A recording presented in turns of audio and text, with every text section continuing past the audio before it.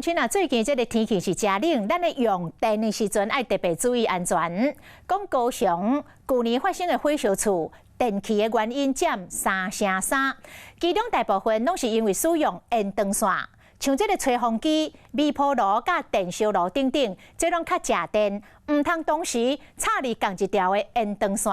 讲上较安全的方式，就是莫用延长线，直接插入的插座。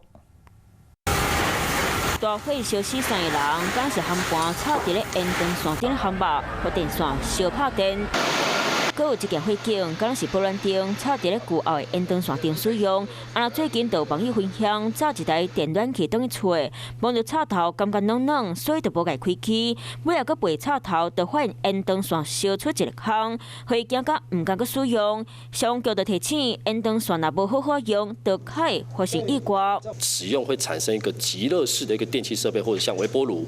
甚至现在民众越来越常见的一个所谓的气炸锅这类的东西呢，尽量都不要使用在延长线上。高发的电器，亲像吹风机、电锅、微波炉，领导厝内可能冷敷，唔该避免同时插伫咧延长线顶。上安全的是直接插伫咧插座。110年的住宅火灾原因的一个统计呢，那其中呢，电器因素呢是占了第2名，其中延长线呢，总共占了一个非常高的一个比例，大概是34件，约33%左右。提醒民众，大家厝内延长线虽然方便使用，不过若是伤过久，或者是无检验合格标章，上好紧甲伊换掉。伫咧使用时，无拢爱特别注意安全。